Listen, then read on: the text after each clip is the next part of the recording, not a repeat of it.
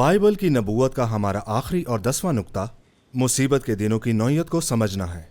بہت سے مسیحیوں کے پاس مصیبت کے دنوں کا کوئی تصور نہیں ہے کہ یہ وقت ایک مخصوص مدت کا ہوگا، بلکہ وہ اسے کلیسیائی دور کے صرف ایک حصے کے طور پر دیکھتے ہیں جس میں زمین پر زندگی معمول سے تھوڑی بدتر ہوگی۔ دیکھیں، اس کے ساتھ ساتھ خدا کی بادشاہی کو قائم کرنے کے لیے مسیح کی طاقت اور جلال میں واپسی کو دیکھ کر پرانے عہد نامہ کے انبیاء نے دیکھا کہ زمین پر خاص طور پر اسرائیل کے لیے بے مثال برائی اور مصیبت کا ایک خاص وقت آئے گا۔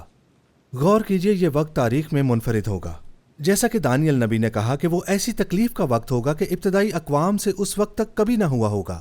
تیرے لوگوں میں سے ہر ایک جس کا نام کتاب حیات میں لکھا ہوگا وہی رہائی پائے گا۔ متی کے 24ویں باب میں یسوع اپنی طاقت اور جلال میں واپسی سے عین پہلے کے وقت کو بیان کرنے کے لیے اسی طرح کی زبان استعمال کرتے ہوئے کہتا ہے، کیونکہ اس وقت ایسی بڑی مصیبت ہوگی کہ دنیا کے شروع سے نہ اب تک ہوئی اور نہ کبھی ہوگی، اور اگر وہ دن گھٹائے نہ جاتے تو کوئی بشر نہ بچتا، مگر برگزیدوں کی خاطر وہ دن گھٹائے جائیں گے۔ دانیل کا 12واں اور متی کا 24واں باب دونوں کا مطلب یہ ہے کہ یسوع اسرائیل کے بقیہ ایمانداروں چنے ہوئوں کو بچانے کے لیے واپس آئے گا جو قریب تباہی کا سامنا کر رہے ہیں۔ پھر 29ویں آیت میں کہتا ہے، اور فوراً ان دنوں کی مصیبت کے بعد سورج تاریک ہو جائے گا اور چاند اپنی روشنی نہ دے گا اور ستارے آسمان سے گریں گے اور آسمان کی قوتیں ہلائی جائیں گی، اور اس وقت ابن آدم کا نشان آسمان پر دکھائی دے گا، اور اس وقت زمین کی سب قوتیں چھاتی پیٹیں گی اور ابن آدم کو بڑی قدرت اور جلال کے ساتھ آسمان کے بادلوں پر آتے دیکھیں گی۔ یہ 7 سال تک چلے گا، کیونکہ یہ دانیل کا 17واں ہفتہ بھی ہے، جیسا کہ ہم اگلی گفتگو میں اسے دیکھیں گے۔ ان 7 سالوں کے آدھے راستے میں مخالف مسیح ہیکل کو ویرانے کی مکروہ چیز سے بے حرمت کرے گا۔ یسوع مسیح نے متی 24:15 میں بیان کیا ہے، یہ مصیبت کے دوسرے نصف حصے کو شروع کرے گا، جسے یسوع نے متی 24 باب کی 21ویں آیت میں اس بڑی مصیبت کو بیان کیا ہے۔ مصیبت ایک خاص اور مخصوص 7 سال کی مدت ہے جو کلیسیا کے زمانے کے بعد میں شروع ہوگی اور مسیح کی واپسی کے ساتھ ختم ہو جائے گی۔ بڑی مصیبت ان 7 سالوں کا آخری اور بدترین نصف ہے۔ مکاشفہ کی کتاب ان 7 سالوں کو 6 اور 19ویں ابواب تک بڑی تفصیل سے بیان کرتی ہے۔ اس کے بعد ہم دیکھیں گے کہ حقیقی کلیسیا کو مصیبت کے دنوں سے پہلے اٹھا لیا جائے گا، لیکن مرتد کلیسیا مصیبت میں جائے گی اور یسوع پھر اسے اپنے منہ سے نکال پھینکے گا، جیسا کہ مکاشفہ کے 3 باب میں یسوع نے خبردار کیا ہے۔ ہم مکاشفہ کے 17ویں باب میں اس پوری کلیسیا کے فیصلے کا دن بھی دیکھتے ہیں۔ وہ مکاشفہ کے 2 باب کی 22ویں آیت میں بھی اس کے بارے میں کہتا ہے کہ دیکھ، میں اس کو بستر پر ڈالتا ہوں، اور جو اس کے ساتھ زنا کرتے ہیں اگر اس کے سے کاموں سے توبہ نہ کریں تو ان کو بڑی مصیبت میں پھنساتا ہوں۔ مصیبت کے دنوں میں بہتوں کو بچایا جائے گا، اور خاص طور پر بڑی مصیبت کے دنوں میں بہت سے شہید ہوں گے، جنہیں یوحنا مکاشفہ کے 7ویں باب کی 14ویں آیت میں فردوس میں دیکھتا ہے۔ یہ وہی ہیں جو اس بڑی مصیبت میں سے نکل کر آئے ہیں، انہوں نے اپنے جامے برا کے خون سے دھو کر سفید کیے ہیں۔ دیکھیے، مصیبت کا مطلب تکلیف ہے۔ اب یہ سچ ہے کہ یسوع مسیح نے ہمیں یوحنا کے 16ویں باب میں کلیسیا کی بات کرتے ہوئے بتایا کہ تم دنیا میں مصیبت اٹھاتے ہو۔ دوسرے لفظوں میں ہمیں کلیسیائی دور میں پریشانیوں اور ظلم و ستم کا سامنا کرنا پڑتا ہے۔ جب یسوع نے مصیبت کی اصطلاح استعمال کی تاکہ آخری دور میں پوری دنیا اور خاص طور پر اسرائیل کے لیے تکلیف کے اس خاص وقت کو بیان کیا جا سکے، وہ یرمیہ کے 30ویں باب کی 7ویں آیت کی طرف اشارہ کر رہا تھا، جو اسے یعقوب کی مصیبت یا تکلیف کا وقت کہتی ہے، اور پھر مزید کہتی ہے کہ یعقوب کو اس سے بچایا جائے گا۔ یرمیہ 30واں باب 3 سے 11ویں آیت اس وقت کو بیان کرتی ہے جو اسرائیل کی نجات اور مسیحی بادشاہت میں اس کی بحالی کی طرف جاتا ہے۔ کیونکہ دیکھ، وہ دن آتے ہیں، خداوند فرماتا ہے کہ میں اپنی قوم اسرائیل اور یہودا کی اسیری کو موقوف کراؤں گا، خداوند فرماتا ہے، اور ان کو اس ملک میں واپس لاؤں گا جو میں نے ان کے باپ دادا کو دیا، اور وہ اس کے مالک ہوں گے۔ یہ بہت سی نبوتوں میں سے ایک ہے جو اسرائیل کے تمام اقوام کی قید میں سے دوبارہ آزاد ہو کر جمع ہونے کی نبوت کرتی ہیں۔ یہ نبوتیں عام طور پر اقوام کے اس طرح جمع ہونے کے 2 مراحل میں پیش کرتی ہیں۔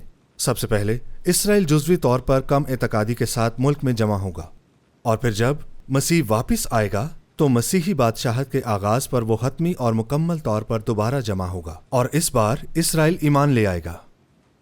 جیسا کہ ہم آگے دیکھتے ہیں، یہ واضح ہو جاتا ہے کہ یرمیہ کا 30واں باب اسرائیل کی ابتدائی جزوی طور پر دوبارہ اکٹھے ہونے کی وضاحت کر رہا ہے، اور کیونکہ وہ اس ملک میں واپس آ چکے ہیں تو انہیں یعقوب کی مصیبت کے وقت سے گزرنا ہوگا۔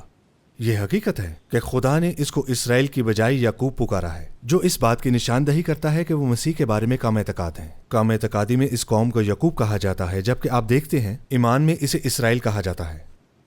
یرمیہ 30واں باب 3 آیت میں حالیہ دنوں میں اسرائیل کے اپنے ملک میں واپس آنے اور 1948 میں ایک قوم کے طور پر دوبارہ پیدا ہونے کے ساتھ پوری ہوئی ہے۔ خدا نے دوبارہ انہیں اس لیے جمع نہیں کیا کیونکہ انہوں نے توبہ کی۔ یہ خدا کا ایک خود مختار عمل تھا تاکہ اس کے نام کو درست کریں اور ابراہیم کے ساتھ اس کے غیر مشروط عہد کو پورا کرے۔ اس کا منصوبہ یہ ہے کہ اسرائیل کو اس ملک میں بحال کیا جائے اور وہاں ان کے ساتھ ایک معاہدہ کیا جائے تاکہ اسے توبہ کی طرف لایا جا سکے اور انہیں بحال کیا جا سکے۔ وہ پہلے انہیں ملک میں بحال کرتا ہے اور پھر انہیں خدا کے پاس لاتا ہے۔ یرمیہ 30ویں باب کی 4 اور 5 آیت کہتی ہے، اور وہ باتیں جو اسرائیل اور یہودا کی بابت فرمائی یہ ہیں کہ خداوند یوں فرماتا ہے کہ ہم نے ہڑبڑی کی آواز سنی، خوف ہے اور سلامتی نہیں۔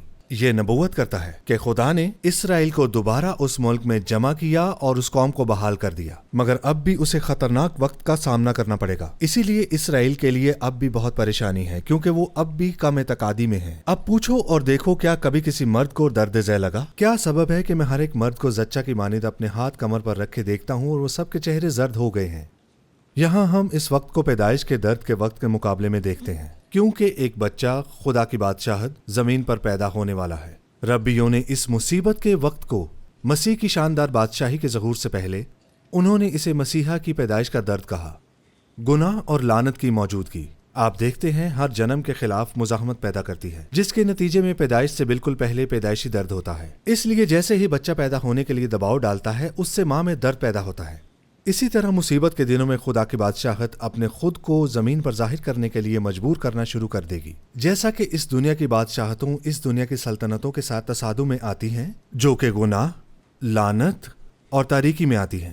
اس کے نتیجے میں دنیا بھر میں پیدائشی درد کا اچانک آغاز ہو جائے گا، جو اس وقت تک شدت میں بڑھے گا جب تک کہ بچہ یعنی خدا کی بادشاہت زمین پر پیدا نہیں ہو جاتا۔ حمل میں عورت کی طرح دنیا زمین پر مسیحائی بادشاہت کی پیدائش کی طرف بڑھ رہی ہے۔ مصیبت پیدائش سے عین قبل پیدائش کے درد کا نسبتاً مختصر وقت ہے، جیسا کہ ایک دن 9 مہینے کا ہے اور 7 سال 2000 سال کے ہیں۔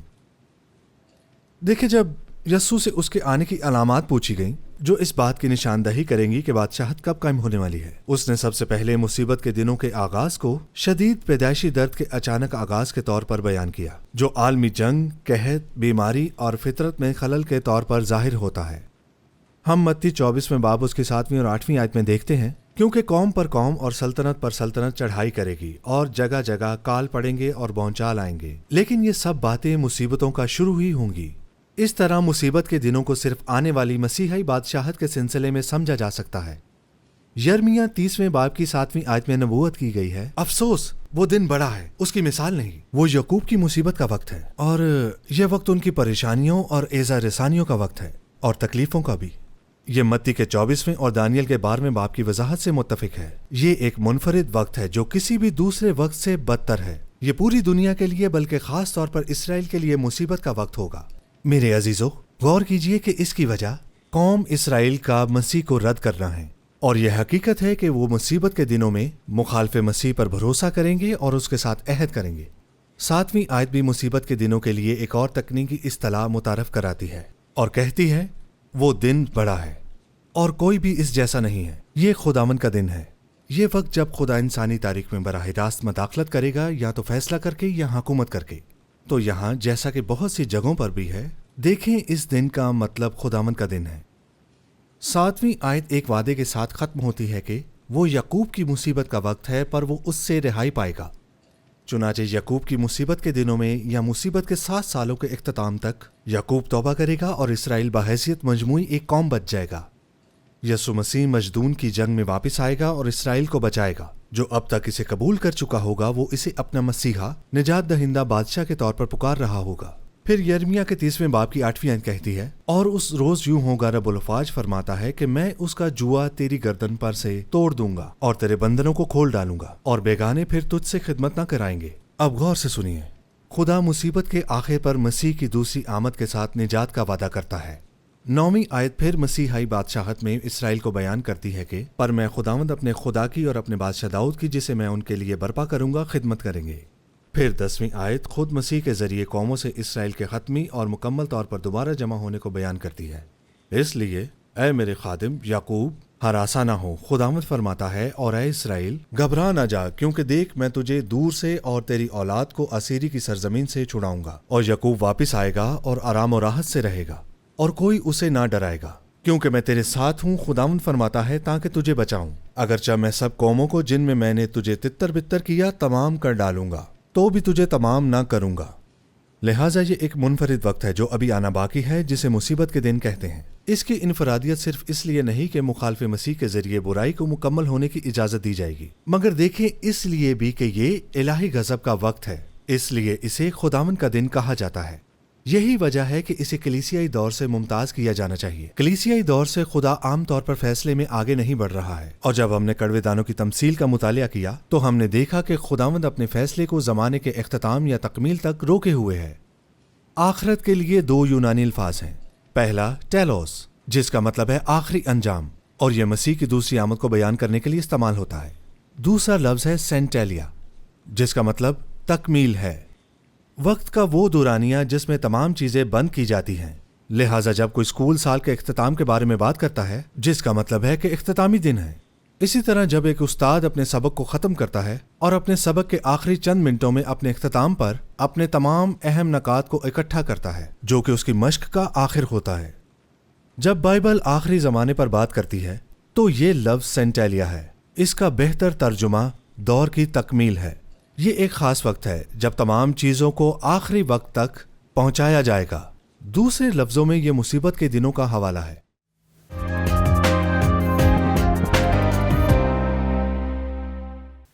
ایک وجہ جس کی وجہ سے یقین کرتا ہوں کہ مصیبت سے پہلے کلیسیا کو اٹھا لیا جائے گا، وہ یہ ہے کہ مصیبت الہی غضب اور فیصلے کا وقت ہے، اور کلیسیا کو خدا کے غضب سے نجات کا وعدہ کیا گیا ہے۔ جب ہم دیکھتے ہیں کہ متی کے 24ویں باب اس کی 36ویں سے 44ویں آیات کا مطالعہ کریں گے تو ہم دیکھیں گے کہ یسوع نے اپنی آمد سے پہلے اور بعد کے وقت کا موازنہ نوح کے دنوں سے کیا، اور 37ویں آیت میں کہا، جیسا کہ نوح کے دنوں میں ہوا ویسا ہی ابن آدم کے آنے کے وقت ہوگا۔ بلا شبہ نوح کے دنوں میں سیلاب کا سب سے نمایاں واقعہ ایک عالمی عدالتی فیصلہ تھا جس میں تمام بے ایمان مارے گئے تھے۔ اسی طرح مصیبت کے سارے دن ایک عالمی فیصلہ ہوگا جس کے اختتام پر صرف ایماندار ہی زندہ رہیں گے تاکہ ہم اس کی بادشاہت میں رہیں۔ سیلاب سے پہلے زمین پر زندگی معمول کے مطابق تھی، جیسا کہ یسوع نے متی 24:38 میں کہا، کیونکہ جس طرح طوفان سے پہلے کے دنوں میں لوگ کھاتے پیتے اور بیاہ شادی کرتے تھے، آپ دیکھتے ہیں کہ لوگوں کو اندازہ نہیں تھا کہ فیصلہ آنے والا ہے، حالانکہ نوح نے انہیں خبردار کیا تھا۔ اسی طرح جیسے نوح کے دنوں میں تھا، مصیبت کے دنوں سے پہلے زندگی معمول کے مطابق چل رہی تھی، اور اس وقت لوگ کہہ رہے ہوں گے کہ سلامتی اور امن ہے۔ مگر دیکھیے، ایک وجہ ہے کہ سیلاب مصیبت کے دنوں کی ایک قسم ہے، نہ کہ صرف دوسری آمد، کیونکہ دوسری آمد سے عین پہلے کے دنوں میں مکاشفہ کی کتاب میں تفصیل سے بیان کیا گیا ہے کہ عام زندگی معمول کے مطابق ہوگی۔ یہ اب تک کے سب سے بڑے مصیبت کے دن ہوں گے، اور یسوع نے کہا کہ اگر اسے گھٹایا نہیں تو تمام انسان تباہ ہو جائیں گے۔ سیلاب آنے سے پہلے آخری واقعہ کشتی میں ایمانداروں کا غائب ہونا تھا۔ جب خدا نے انہیں منظر عدالت سے ہٹا دیا اور ان کو اس سے اوپر اٹھا لیا، متی 24:36 آیت میں وہ اپنی معمول کی زندگی گزار رہے تھے اس دن تک کہ نوح کشتی میں داخل ہوا۔ انہیں اس وقت تک سمجھ نہیں آئی جب تک کہ سیلاب آیا اور ان کو بہا نہ لے گیا۔ اسی طرح ابن آدم کی آمد ہوگی۔ اسی طرح مصیبتوں کے سیلاب سے پہلے آخری واقعہ تمام ایمانداروں کا مسیح میں اٹھائے جانے کے وقت میں غائب ہو جانا ہوگا۔ خدا اپنے مصیبت کے دنوں میں فیصلے جاری کرنے سے پہلے ہمیں فیصلے کے منظر سے اوپر اٹھا کر زمین سے حقیقی کلیسیا کو ہٹا دے گا۔ یسوع نے پھر ایمانداروں کے اٹھائے جانے کو بیان کیا جو کہ اس کی دوسری آمد پر ہوگا۔ متی 24واں باب اس کی 40ویں اور 42ویں آیت میں اس وقت 2 آدمی کھیت میں ہوں گے، ایک کو لے لیا جائے گا اور دوسرے کو چھوڑ دیا جائے گا۔ 2 عورتیں چکی پیستی ہوں گی، ایک کو لے لیا جائے گا اور دوسری کو چھوڑ دیا جائے گا۔ بس جاگتے رہو، کیونکہ تم نہیں جانتے کہ تمہارا خداوند کس دن آئے گا۔ پھر 43ویں آیت میں یسوع نے اپنی آمد کا موازنہ ایک چور سے کیا جو رات کو اچانک زمین سے قیمتی چیزیں لے جانے کے لیے آتا ہے۔ لکھا ہے، یقیناً یہ جان رکھو کہ اگر گھر کے مالک کو معلوم ہوتا کہ چور رات کو کون سے پہر آئے گا تو جاگتا رہتا اور اپنے گھر میں نقب نہ لگانے دیتا۔ اس لیے تم بھی تیار رہو، کیونکہ جس گھڑی تم کو گمان بھی نہ ہوگا ابن آدم آ جائے گا۔ بس یہ دنیا پر اس اٹھائے جانے کے وقت کے بعد ظاہر ہوگا کہ ایک چور آئے گا اور لوگوں کو لے جائے گا، اب یہ سچ ہے کہ یسوع زمین سے قیمتی چیزیں یعنی اپنے لوگوں کو لینے آئے گا، لیکن یقیناً وہ واقعی چور نہیں ہے، کیونکہ وہ وہی لے گا جو اس کا ہے۔ دنیا میں وہ چور بن کر آئے گا، لیکن ہمارے لیے وہ اپنی دلہن کے لیے دلہا بن کر اسے خطرے سے بچائے گا۔ عالمی نظام کے خلاف جنگ کرنے سے پہلے جو شیطان کی طاقت میں ہے، آئیے دیکھتے ہیں کلام کیا کہتا ہے۔ غور کیجئے لوکا کے 21ویں باب کی 34ویں سے 36ویں آیت میں اس کے متوازی حوالے میں مصیبت کے واقعات کو بیان کرنے کے بعد یسوع نے کہا، پس خبردار رہو، ایسا نہ ہو کہ تمہارے دل خمار اور نشہ بازی اور اس کی زندگی کی فکروں سے سست ہو جائیں، اور وہ دن خداوند کا دن یا مصیبت کا دن تم پر پھندے کی طرح ناگہاں آ پڑے، کیونکہ جتنے لوگ تمام روئے زمین پر موجود ہوں گے ان سب پر اسی طرح آ پڑے گا۔ دوسرے لفظوں میں یہ ایک عالمی عدالت ہوگا۔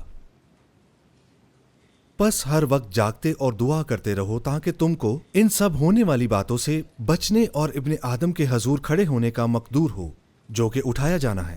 چونکہ مصیبت کے واقعات زمین پر موجود تمام لوگوں پر آتے ہیں، ان تمام چیزوں سے بچنے کا واحد راستہ زمین سے ہٹا دیا جانا ہے، اور یہ بالکل وہی ہے جو یسوع اٹھائے جانے کے دنوں میں ان لوگوں کے ساتھ کرے گا جو مسیح میں اپنے ایمان کے ذریعے قابل شمار ہوں گے۔ وہ زمین سے اٹھائے جائیں گے اور اپنے آپ کو اپنے جلالی جسموں میں ابن آدم کے سامنے کھڑے پائیں گے۔ اسی طرح یسوع کی تعلیم یہ ہے کہ خداوند کے دن کے عالمی فیصلے کے آنے سے پہلے وہ ایمانداروں کو اپنے پاس لے جانے کے لیے ایک چور کی طرح واپس آئے گا، تاکہ تمام ایمانداروں کو اپنے ساتھ اپنی بادشاہی میں لے جائے۔ خداوند کے دن کے فیصلے کا ابتدائی عمل اس وقت ہوگا جب وہ باپ کے دائنے ہاتھ بیٹھا ہوگا اور اپنے لوگوں کو اپنے پاس لے جانے کے لیے واپس آئے گا۔ ہمیں دلہن بن کر اس دلہے کا انتظار کرنا ہوگا۔ کلیسیا کو ہٹا کر وہ برائی پر سے اپنی روک تھام کو ہٹا دے گا اور وہ اسے مکمل ہونے کی اجازت دے گا تاکہ اس کا فیصلہ کیا جا سکے۔ یہ عمل اسے عدالت میں آگے بڑھنے کی بھی اجازت دیتا ہے۔ اسی طرح خداوند کے دن کا آغاز خداوند کی اپنی کلیسیا کو اٹھا لینے کے لیے زمین پر آنے کے ساتھ شروع ہوگا اور پھر مصیبت کے دنوں کے اختتام تک جاری رہے گا۔ پہلے تسلنیکیوں کے 4 باب کی 15ویں آیت میں پولس رسول نے اٹھائے جانے کو بیان کرتے ہوئے دعویٰ کیا کہ اس پر اس کی تعلیم خداوند کی اپنی تعلیم کے مطابق تھی۔ پھر پہلے تسلنیکیوں کے 5ویں باب میں اس نے اٹھائے جانے اور مصیبت کے وقت کے مسئلے کو بالکل اسی زبان کا استعمال کرتے ہوئے اسی نتیجے پر پہنچایا جیسا کہ خداوند نے اپنی تعلیم میں کیا تھا۔ پہلے تسلنیکیوں کے 5ویں باب کی پہلی اور دوسری آیت میں، مگر اے بھائیو، اس کی کچھ حاجت نہیں کہ وقتوں اور موقعوں کی بابت تم کو کچھ لکھا جائے، اسی واسطے کہ تم آپ خوب جانتے ہو کہ خداوند کا دن اسی طرح آنے والا ہے جس طرح رات کو چور آتا ہے۔ آپ سب کو اس کے لیے محتاط رہنا ہوگا۔ یسوع مسیح کی تعلیم سے اتفاق کرتے ہوئے پولس رسول یہ کہہ رہا ہے کہ خداوند کا دن اچانک شروع ہو جائے گا۔ خداوند چور کی طرح آئے گا اور اپنے لوگوں کو اٹھا لے جائے گا، بالکل اسی زبان کے مطابق جو یسوع نے استعمال کیا تھا۔ تیسری آیت پھر خداوند کے دن کے آغاز کے بارے میں مزید تفصیل دیتی ہے اور اس بات کی تصدیق کرتی ہے کہ یہ مصیبت کے دنوں کی طرف اشارہ ہے، نہ کہ مسیح کی دوسری آمد کی طرف، کیونکہ وہ کہتا ہے، جس وقت لوگ کہتے ہوں گے کہ سلامتی اور امن ہے، اس وقت ان پر اس طرح ناگہان ہلاکت آئے گی جس طرح حاملہ کو درد لگتے ہیں۔ کیا آپ لوگ میری بات کو سمجھے ہیں؟ جیسے ایک حاملہ کو درد ذیل اچانک سے ہوتا ہے، یہ بھی بالکل اسی طرح ہے۔ یہ خداوند کے دن سے عین پہلے کے وقت کو بظاہر معمول کے طور پر بیان کرتا ہے، جہاں لوگ کہہ رہے ہوں گے امن اور سلامتی ہے۔ پھر وہ خداوند کے فیصلے کے دن کے آغاز کو درد ذیل کے اچانک آغاز کی طرح بیان کرتا ہے، جو پھر پیدائش تک شدت اختیار کرتا رہتا ہے، جو کہ جان لیجئے یہ دوسری آمد ہے۔ اسی طرح خداوند کا دن مشقت کے درد کا وقت ہے۔ یہ مصیبت کے دنوں کی بہت ہی اچھی تعریف ہے۔ آپ میری بات غور سے سنیے کہ خداوند کے دن کے سلسلے میں ایمانداروں جن کو تم کہا جاتا ہے اور غیر ایمانداروں کو جن کو وہ کہا جاتا ہے، اس تجربے کو واضح طور پر الگ کرتا ہے۔ وہ خاص طور پر کہتا ہے کہ مصیبت کے دنوں کی اچانک تباہی ان پر آ پڑے گی، لیکن تم پر نہیں جو کلیسیا ہے۔ پھر وہ چوتھی آیت میں کہتا ہے، اور وہ ہرگز نہ بچیں گے، اور پھر وہ کہتا ہے، لیکن تم اے بھائیو تاریکی میں نہیں ہو کہ وہ دن چور کی طرح تم پر آ پڑے۔ تو خداوند کا دن ایمانداروں پر ایک چور کی طرح آ جائے گا، جو دوبارہ اس بات کی تصدیق کرے گا کہ مصیبت کے دن خداوند کا آنا ایسے شروع ہوگا جیسے ایک چور اپنے لوگوں کو اٹھا لے جانے کے لیے آتا ہے۔ دنیا اٹھائے جانے کا تجربہ ایسے کرے گی جیسے کوئی چور آیا ہو۔ آپ میری بات کو سمجھے ہیں؟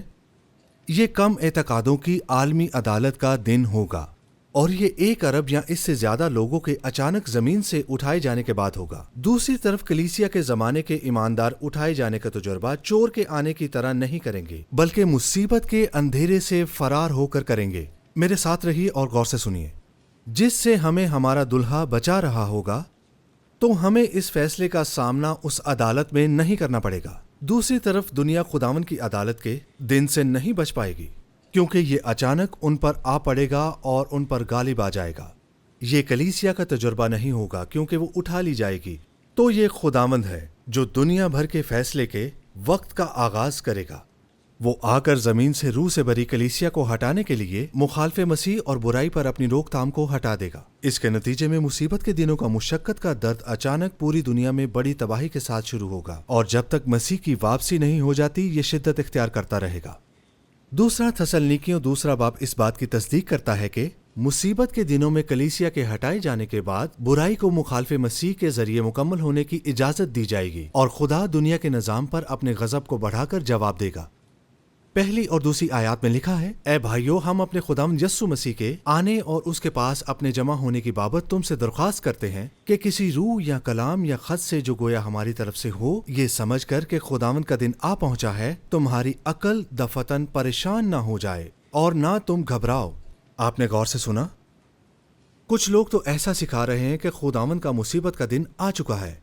ایک بار پھر یہ واضح ہے کہ یہاں خداوند کا دن دوسری آمد کا حوالہ نہیں دے سکتا، کیونکہ وہ یقیناً جانتے ہیں کہ خداوند ابھی تک طاقت اور جلال میں واپس نہیں آیا تھا، بلکہ وہ اس تعلیم سے پریشان ہو گئے کہ وہ مصیبت کے دنوں میں ہیں۔ دیکھیے، اس میں کوئی شک نہیں کہ شہنشاہوں میں سے ایک مخالف مسیح ہے، اور یہ بھی زیادہ پریشان کن ہوتا اگر انہیں پولس نے یہ سکھایا ہوتا کہ وہ مصیبت کے دنوں سے پہلے ہی اٹھا لیے جائیں گے۔ پولس کا جواب تیسری آیت میں ہے کہ کسی طرح سے کسی کے فریب میں نہ آنا، کیونکہ وہ دن نہیں آئے گا جب تک کہ پہلے برگشتگی نہ ہو اور وہ گناہ کا شخص یعنی ہلاکت کا فرزند ظاہر نہ ہو۔ عزیزوں، میں آپ کو بتانا چاہتا ہوں، یہ آپ کی زندگی کو پوری طرح برباد کر دے گا۔ کیا آپ سمجھے ہیں؟ مخالف مسیح۔ اب لفظ گر جانے کا ترجمہ رخصتی کیا جا سکتا ہے۔ یہ عقیدے سے گرنے یا رخصتی کے بارے میں بات نہیں کر رہا ہے، جیسا کہ بہت سے لوگ سوچتے ہیں۔ یہ اس بات کی وضاحت نہیں کرتا ہے کہ رخصتی کیا ہے، لہٰذا ہمیں سیاق و سباق میں دیکھنا ہوگا کہ پولس کس رخصتی کے بارے میں بات کر رہا ہے، اور یہ وہی پہلی آیت میں ہے جہاں پولس زیر بحث موضوع کا تعارف کراتے ہوئے کہتا ہے، اپنے خداوند یسوع مسیح کے آنے اور اس کے پاس اپنے جمع ہونے کی بابت تم سے درخواست کرتے ہیں۔ تو وہ اٹھائے جانے کی بات کرتا ہے، زمین سے کلیسیا کی رخصتی۔ تیسری آیت میں پولس کہتا ہے، مصیبت کے دن اس وقت تک شروع نہیں ہوں گے جب تک کہ پہلے اٹھائے جانے کا عمل نہ ہو، اور پھر اس کے فوراً بعد مخالف مسیح ظاہر ہو جائے گا۔ اور چوتھی آیت بیان کرتی ہے، غور سے سنیے، مخالف مسیح مصیبت کے دنوں کے وسط میں کیا کرے گا، اور کہتا ہے، جو مخالفت کرتا ہے اور ہر ایک سے جو خدا یا معبود کہلاتا ہے اپنے آپ کو بڑا ٹھہراتا ہے، یہاں تک کہ وہ خدا کے مقدس میں بیٹھ کر اپنے آپ کو خدا ظاہر کرتا ہے۔ چھٹی آیت یہ ہے، اب جو چیز اسے روک رہی ہے تاکہ وہ اپنے خاص وقت پر ظاہر ہو، اس کو تم جانتے ہو۔ ہم جانتے ہیں کہ مخالف مسیح کو کیا روک رہا ہے۔ یہ کلیسیا ہے جو روح القدس کے ذریعے بااختیار ہے۔ روک تھام کرنے والے دو گناہ ہیں، اسی لیے اسے چھٹی آیت میں جو اور ساتویں آیت میں وہ کہا گیا ہے۔ میرے ساتھ رہیے۔ ساتویں آیت کہتی ہے، کیونکہ بے دینی کا بید تو اب بھی تاثیر کرتا جاتا ہے، مگر اب ایک روکنے والا ہے۔ یہ کلیسیا کی رخصتی ہے۔ جب کلیسیا کو راستے سے ہٹا دیا جائے گا، لوگوں میں پھیلنے کے لیے برائی کو موقع دیا جائے گا۔ لہٰذا کلیسیا مخالف مسیح کو روک رہا ہے جب تک کہ اس کو راستے سے پوری طرح ہٹا نہ دیا جائے۔ پھر مخالف مسیح ظاہر ہوگا، خاص طور پر مخالف مسیح کے شخص میں۔ خدا اس کا فیصلہ کرنے کے لیے اس کی اجازت دیتا ہے۔ لہٰذا ایمانداروں کی کلیسیا مخالف مسیح کو روک رہی ہے۔ خدا برائی کی روک تھام سے اپنا ہاتھ اٹھا لے گا، تب مخالف مسیح ظاہر ہوگا۔ اسی لیے وہ تیسری آیت میں کہتا ہے، مصیبت کے دنوں کے شروع ہونے اور مخالف مسیح کے ظاہر ہونے سے پہلے کلیسیا کی رخصتی ہونی چاہیے۔ پھر آٹھویں آیت مسیح کی دوسری آمد پر مخالف مسیح کی عدالت کے دن کو بیان کرتی ہے۔ سنیے، اس وقت بے دین ظاہر ہوگا جسے خداوند یسوع اپنے منہ کی پھونک سے ہلاک اور اپنی آمد کی تجلی سے نیست کرے گا۔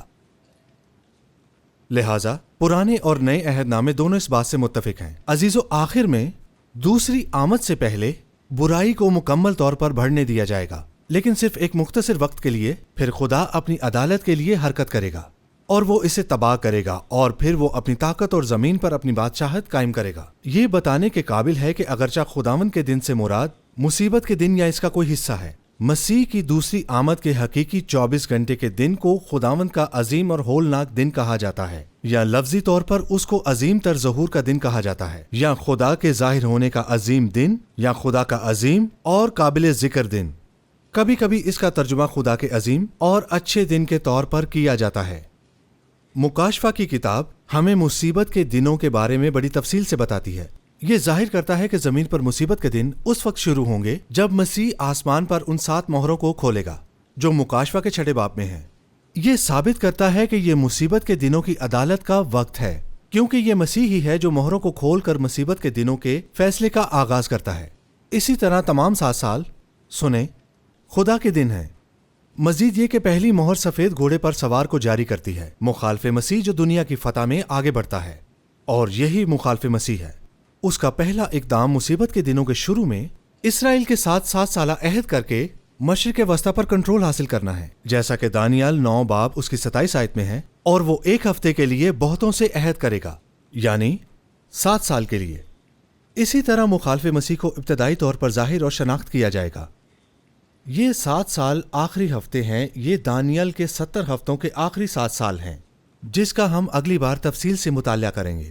ان 7 سالوں کو دانیال کا 70واں ہفتہ بھی کہا جاتا ہے، جب مسیح مخالف مسیح کو ختم کرنے کے لیے واپس آئے گا۔ اس طرح ہم جانتے ہیں کہ مصیبت کے 7 دن 7 سال تک جاری رہیں گے، کیونکہ یہ کم و بیش دانیال کے 70ویں ہفتے کے ساتھ موقوف ہیں۔